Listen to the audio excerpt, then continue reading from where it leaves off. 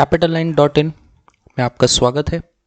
आज पहले एपिसोड में मार्केट पे चर्चा पे हम बहुत सारी चीज़ों पे बात करेंगे।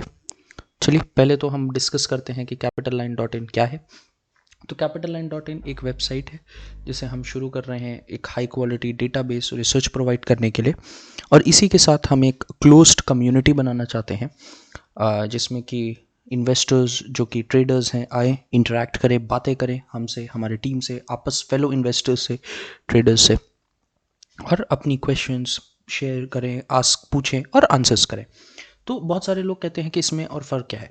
टेलीग्राम के बहुत सारे ग्रुप ओपन होते हैं जहाँ पे स्पैमिंग होती है। वो सारी चीज़ें हम ख़त्म करना चाहते हैं एक क्लोज ग्रुप बना के, कि जिसमें कम लोग रहें बट एक क्वालिटी ग्रुप रहे। ओके और हम बहुत सारी रिसर्च आपके सामने लाएंगे। अभी तक हम कुछ नहीं करे हैं। वेबसाइट का हमारा लॉन्च है, आज पहली वीडियो है, और आपको आगे आने वाले दिनों में हम बहुत सारी स्ट्रैटेजीज़ आपके लिए लेके आने वाले हैं, जैसे कि मोमेंटम स्ट्रैटेजी है, लो वोलेटिलिटी स्ट्रैटेजी है, इंडिया टॉप 10 स्टॉक्स है, और म्यूचुअल फंड्स की कुछ स्ट्रैटेजीज़ हैं जिनको आप इस्तेमाल करके अपनी ट्रेडिंग और इन्वेस्टिंग जर्नी में यूज़ कर सकते हैं।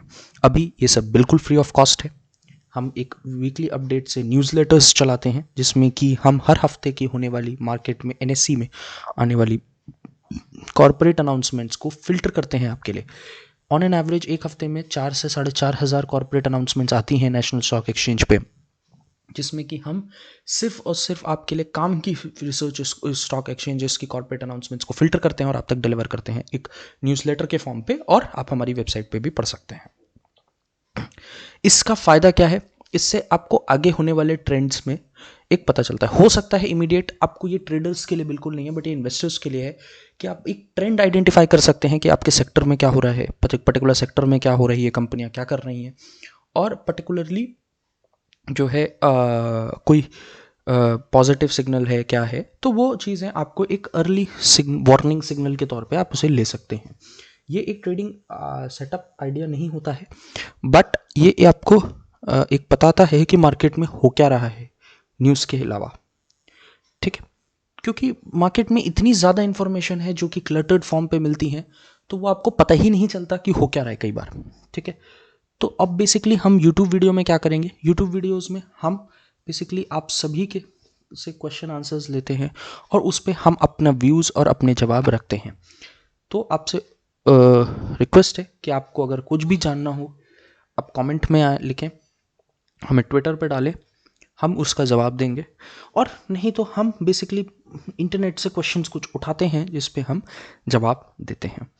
और अगर आपको वो पसंद आता है, लाइक करें, सब्सक्राइब करें, ताकि आपको बहुत फ़ायदा मिलेगा। और मेरा आपसे रिक्वेस्ट है कि आप हमारे न्यूज़लेटर को जाएं, Capitalline.in पे सब्सक्राइब बटन दबाएं और सब्सक्राइब करें फ्री ऑफ कॉस्ट में। अभी वो फ्री ऑफ कॉस्ट है, इस पे हम चार्जेस लाने की सोचे हैं, बट इसमें मेरा वादा है जो अभी से आएगा उसको कुछ ना कुछ बेनिफिट्स दिए जाएंगे। तो प्लीज़ तो आप आ सकते हैं, और साथ ही साथ बहुत सारी चीज़ें हैं, जुड़े रहें हमारे YouTube चैनल के साथ ताकि इन्फॉर्मेशन मिलती रहे।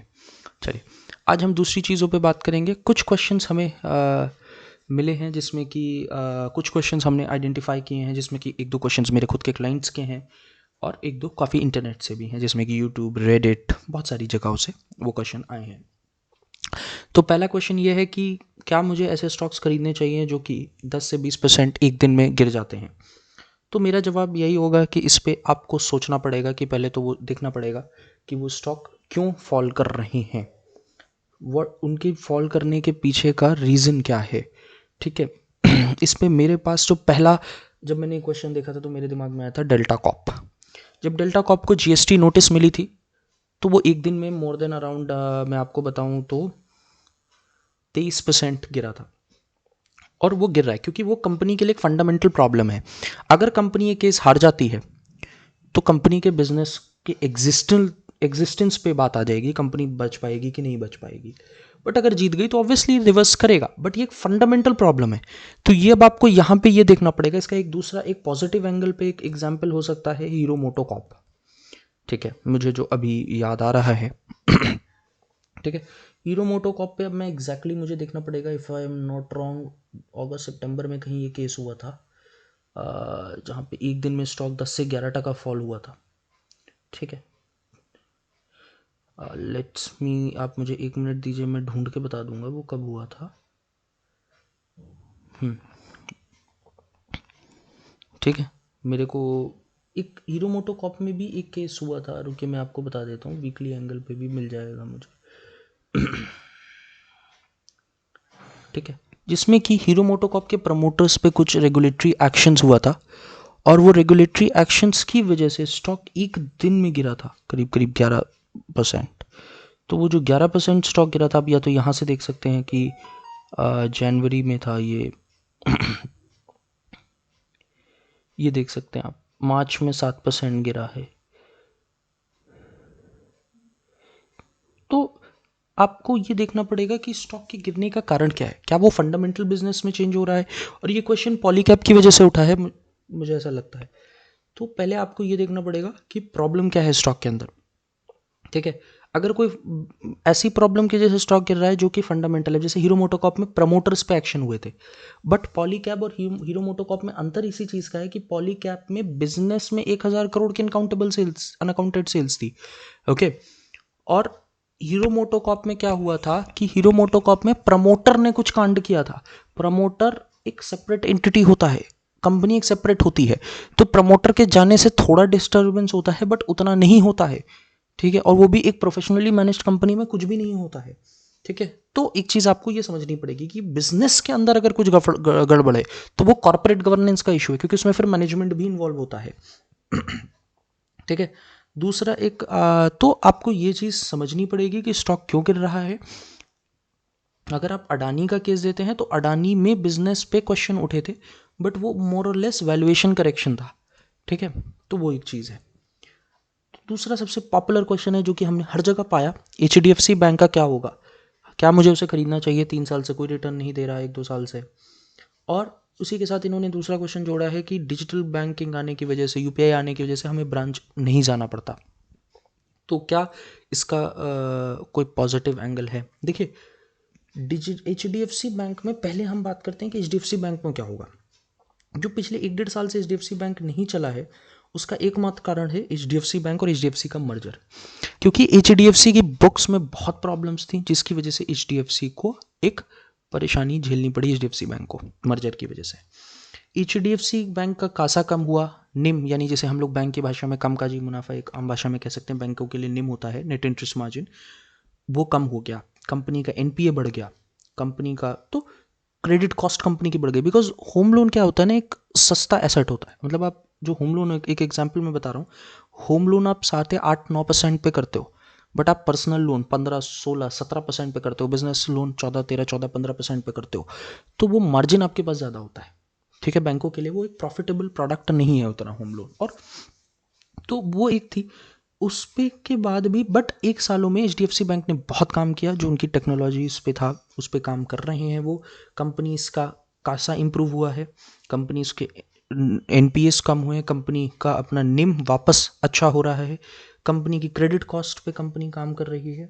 और वो HDFC की लोन बुक, जो कि उनकी जो सबसे बड़ी प्रॉब्लम बुक्स थी, जो कि उनकी इंस्टीट्यूशनल लोन बुक थी, उसका उन्होंने क्लीन अप कर रहे हैं, वो धीरे धीरे उसमें डीग्रोथ ला रहे हैं। और अभी मेरी कल या परसों ही मेरी टीम, कल परसों नहीं सॉरी, लास्ट वीक मेरी टीम से मेरी बात हो रही थी। हम लोग एक रिसर्च पे काम कर रहे थे कि जो अभी रिसेंटली जो इंटरेस्ट रेट बढ़े हैं बैंकों के FD पे, तो उसमें किस बैंकों का सबसे ज़्यादा डिपॉजिट्स में ग्रोथ आई है। तो अगर आप उसमें देखेंगे तो HDFC ने बहुत ज़बरदस्त ग्रोथ करी है, डिपॉजिट सबसे ज़्यादा डिपॉजिट एक्यूमुलेट किया है मार्केट से।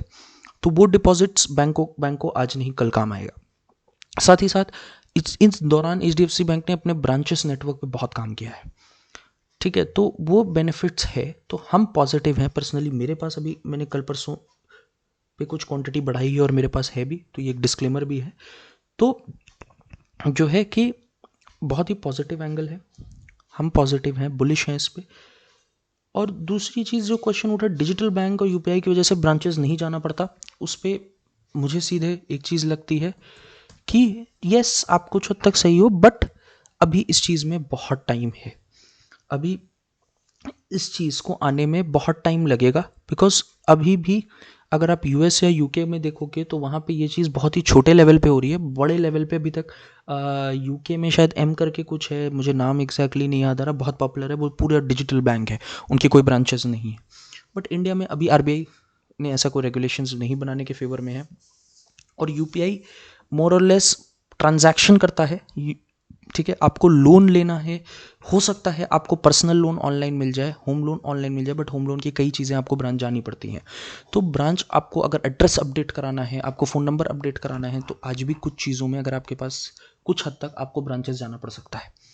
और जब बैंक बिजनेस में जाता है, जैसे कि एमएसएमई में जाएगा या करंट अकाउंट खोलता है, तो वहाँ पे कुछ हद तक के बाद बिजनेस ब्रांच लेवल पे होता है। तो वो एक बेसिकली मैं कहूँगा कि डिजिटल बेसिकली चलेगा, फिजिकल प्लस डिजिटल का कॉम्बिनेशन से बैंक ग्रो करेगा। बट अब अगर मैं कह दूँ कि इतना बड़ा बैंक, अगर आप अमेरिका में भी देखेंगे, जेपी मॉर्गन या जेपी मॉर्गन चेज है या जो बैंक ऑफ अमेरिका है, उन्होंने भी जो बड़े बैंक्स हैं, बेसिकली मैं छोटे बैंकों की नहीं बात कर रहा, उन्होंने भी फुली रिप्लेस नहीं किया है। तो ये एक चीज़ रहेगी। चलिए, एक बड़ा ही ज़बरदस्त पॉपुलर क्वेश्चन आया है कहीं से, किसी के ट्विटर यूट्यूब वीडियो पे मैंने उठाया था हम लोगों ने, कि टेस्ला इंडिया में आया तो टाटा मोटर्स को प्रॉब्लम होगी क्या। देखिए, ये इसमें मेरा व्यू है बिल्कुल नहीं होगी, बिकॉज टेस्ला की गाड़ियाँ बहुत ही प्रीमियम सेगमेंट में जाती हैं, कॉस्टली होती हैं as compare to Tata Motors. अगर आज मैं एक कैलकुलेशन पे बात करूं, एक रफली कैलकुलेशन मैंने कहीं पढ़ी थी कि टेस्ला की गाड़ियां इंडिया में करीब करीब 30 या 40 लाख की ऑन एन एवरेज आएंगी, बट वहीं टाटा मोटर्स की जो है 9 लाख से लेके 20 लाख तक की रेंज में आती हैं। तो वो सेगमेंट बहुत अलग है। और टाटा मोटर्स एक मिड सेगमेंट के रेंज पे टारगेट कर रहा है, टेस्ला प्रीमियम पे टारगेट कर रहा है। बट हाँ, इस पे एक चीज़ है जो कि बड़ी अच्छी पॉइंट आउट है, ध्यान देने वाली है, कि टेस्ला अगर इंडिया में आया और उन्होंने खुद यहाँ पे मैन्युफैक्चरिंग प्लांट डाल दिया, तो हो सकता है कोई चीप वेरिएंट गाड़ी का लॉन्च कर दें विद लेस रेंज और लेस पावर, जिससे कि वो प्राइस कम करके एक लार्जर सेट, अगर वो ऐसा करेंगे तो बहुत प्रॉब्लम होगी। क्यों? क्योंकि उनके पास जो टेक्नोलॉजिकल फीचर्स हैं वो किसी के पास नहीं है, और वो बहुत बड़ी मार्केट शेयर कैप्चर करने में कामयाब हो सकते हैं। यस। तो ये चीज़ अब आने वाले वक्त में पता चलेगी, अभी फिलहाल कोई उससे डर नहीं दिखता है। कंपनी प्रमोटर्स पूरी होल्डिंग अगर अपनी बेच दे और कंपनी अच्छा कर रही है, तो क्या खरीदना चाहिए? क्या बिल्कुल खरीदना चाहिए। आपको पहले एक चीज़ देखनी पड़ेगी कि कंपनी प्रमोटर्स क्यों शेयर बेच रहे हैं, पहली चीज़। दूसरी चीज़, क्या कंपनी प्रमोटर्स मार्केट में आके शेयर बेच रहे हैं कि ब्लॉक डील के तहत, एक होता नहीं है कि आपने शेयर्स उठा के एफआईआईस को बेच दिया, डीआईआईस को बेच दिया। अगर वो ऐसा हो रहा है तो समझिए कि प्रमोटर स्टेक बेच रहा है, तो कोई दिक्कत वाली बात नहीं है। बट अगर कंपनी के प्रमोटर्स धीरे धीरे आके 1-2%, 3% करके हर क्वार्टर में 4 या 5% करके मार्केट में स्टेक बेच रहे हैं, तो एक बार आपको सोचना पड़ेगा कि प्रॉब्लम कुछ तो है। सॉरी। तो इसका एक बड़ा ही क्लासिक एग्जांपल है जिसमें जीरो प्रमोटर होल्डिंग्स में कंपनी बहुत जबरदस्त काम करती है, चाहे वो कैम्स हो, चाहे वो आईटीसी हो, चाहे एलएनटी हो, पेटीएम भी इनफैक्ट है, उसमें कोई प्रमोटर नहीं है बट बहुत अच्छा काम कर रही है। तो आपको कंपनी को, मैनेजमेंट को देखना पड़ेगा। और अगर प्रमोटर है वो स्टेक बेच रहा है तो उसके पीछे कारण क्या है स्टेक बेचने का। क्या वो स्टेक अपना धीरे धीरे करके बेच रहे हैं, या एक पूरे बार में, जैसे कि ओएफएस लाके, या एक जो प्रॉपर रूट होता है उसके तहत बेच रहे हैं, तो कोई दिक्कत है नहीं। फिर आज की वीडियो मैं ज़्यादा बड़ी नहीं करना चाहता हूँ, और छोटी सी वीडियो करते हैं कि इनसाइडर सेलिंग आई है।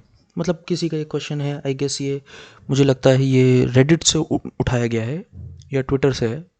इनसाइडर सेलिंग है, क्या करूँ? मेरा माइक्रो कैप स्टॉक है और उसमें इनसाइडर सेलिंग है, मैं क्या करूँ? कंपनी के प्रमोटर और एग्जीक्यूटिव डायरेक्टर सेल बेच रहे हैं। तो पहली बात तो माइक्रो कैप स्टॉक है, छोटा स्टॉक है, आपका प्रमोटर स्टॉक बेच रहा है तो एक रेड फ्लैग होता है। बट इसमें आप एक चीज़ जो कि, क्योंकि डेटा इनसफिशिएंट है, आप इसमें देख सकते हैं कि कंपनी का प्रमोटर शेयर बेच क्यों रहा है, और अगर आप मतलब क्या वो कंटिन्यूसली ये चीज़ कर रहा है कि पहली बार कर रहा है। और कुछ टाइम वेट करिए, क्योंकि कंपनी का डायरेक्टर बेच रहा है शेयर साथ में, तो थोड़ा सी तो एक रेड फ्लैग दिखता है। बट हाँ, इमीडिएटली कोई एक्शन लेना सही नहीं होगा, लेट्स वेट। बट हाँ, अगर कोई मेजर फॉल आता है स्टॉक के अंदर, तो आपको एग्जिट कर लेना चाहिए, ठीक है। बाकी शर्तें इन्फॉर्मेशन पे भी है, क्योंकि इन्फॉर्मेशन बहुत कम है। एक आज का आखिरी क्वेश्चन है, बहुत पॉपुलर क्वेश्चन है, स्टॉक में बबल बर्स्ट होता है क्या? बहुत ज़्यादा होता है। इसमें बहुत ही पॉपुलर केस है पंप एंड डंप का केस है। मेरे को बहुत ही रिसेंट के एग्जांपल्स याद आ रहे हैं। आलोक इंडस्ट्रीज़ है, पतंजलि फूड जो कि पहले रुचि सोया के नाम से था। मतलब मुझे आज भी याद है जब आलोक इंडस्ट्रीज़ को रिलायंस ने टेक ओवर किया था, तो मेरे कुछ क्लाइंट्स थे जो कि कहते थे, निशित भाई आलोक को अब रिलायंस ने ले लिया, अब ये भागेगा, मैं आपको स्टॉक प्राइस भी दिखाता हूँ। और उन्होंने 5-5, 10-10 लाख रुपए आलोक में डाले थे। और मुझे अच्छे से याद है, आई वॉज सर्किट का स्टॉक है था, वो हो गया था, वो ये रहा वो टेन्योर, लॉकडाउन के बाद का टेन्योर था, मार्केट भाग रही थी 3-3.5 मतलब। और उन्होंने कहा अब तो इसमें रिलायंस, तो मेरा उस पर सिंपल जवाब था कि पहले तो आप ये समझो कि रिलायंस ने टेक ओवर किया है, right, it's a very positive news. But Reliance ने अगर 3 या 4 हज़ार करोड़ रुपए डाल के किया है, तो रिलायंस के लिए 3 या 4 हज़ार करोड़ कितनी बड़ी रकम है? रिलायंस जिसकी बैलेंस शीट लाखों करोड़ की बैलेंस शीट है, इनके पास कैश 20 से 25-30 हज़ार crore at any time minimum रहता है। मतलब पता नहीं कितना होगा इस समय, मुझे भी याद भी नहीं है, ठीक है। उनके लिए 3 हज़ार करोड़ उतनी ही कीमत रखता है जितना कि आप और हमारे लिए शायद जेब में 5 या 10 रुपए होंगे। तो आपको ये चीज़ से एनालिसिस नहीं करना चाहिए था। और कंपनी का उसके बाद भी कंपनी का फ्री फ्लोट कितना है? फ्री फ्लोट यानी प्रमोटर के बाद कंपनी के शेयर मार्केट में ट्रेड करने के लिए कितने बचे हैं? तो उन्होंने 10-10 लाख रुपए डाले, पूरे पैसे गंवा दिए। और जब सर्किट लगना चालू हुआ ना, तो वो कभी बेच नहीं पाए, और यहाँ कहीं पे उन्होंने बेचा और उनकी एवरेज प्राइस ये हो गई थी ये। और ये सेम केस मेरे क्लाइंटों के साथ अडानी में भी हुआ है। आप अडानी का तो मैं बबल नहीं मानता, बट ये बबल था बेसिकली। इसमें स्टॉक को चलाया गया, बबल था, एक फर्जी थ्योरी थी। सेम आपको मैं अगर एक, सॉरी रुचि सोया मैं नहीं कर रहा, उसका नाम पतंजलि फूड हो गया अब, ठीक है। रुचि सोया को पतंजलि ने टेक ओवर किया, तो इट वॉज लाइक बाबा ने खरीद लिया, बाबा रामदेव ने खरीद लिया, अब तो स्टॉक तबाही मचाएगा। आप देख लो, स्टॉक 40-42 रुपए का हुआ करता था फरवरी में, और स्टॉक सीधे भागा 1300 रुपए का कितने टाइम में? जून में। ऐसा क्या हो गया? ठीक है, 40 का शेयर, और लोगों ने बहुत पैसे डाले। मैं कई लोगों को जानता हूँ जिन्होंने अच्छी खासी कैपिटल डाली है इस पे, और फिर वो स्टॉक जो गिरा, आप अगर देखोगे वो स्टॉक कभी भी शायद, मतलब इसमें तो फिर भी बिजनेस, पतंजलि एक्टिवली बिजनेस कर रही है, सॉरी नेट की वजह से ऐसा कुछ हो रहा है। तो ऐसे बहुत सारे केसेस होते हैं पंप एंड डंप के, जिसमें बबल बर्स्ट होता है। बबल बर्स्ट का एक क्लासिक एग्जाम्पल जो कि हर जगह दिया जाता है, सत्यम कंप्यूटर्स भी है, उस पर किसी दिन और बात करेंगे। तो आज के लिए सिर्फ इतना ही रखते हैं, छोटी वीडियो रखते हैं, हाँ ठीक है। अगर आपको पसंद आई हो, आप फीडबैक दीजिएगा, आप सब्सक्राइब करिए, ताकि हम आपके लिए और ऐसे प्यारे कंटेंट्स ला सकें। और कैपिटल लाइन में जाके सब्सक्राइब करें, ताकि हम न्यूज़लेटर्स आप तक दे पाएँ और आप उसका फ़ायदा उठा पाएँ, और हमारी टेलीग्राम कम्युनिटी में आप जुड़ पाएँ। और इसी के साथ आज की वीडियो यहीं ख़त्म करते हैं। Thank you very much.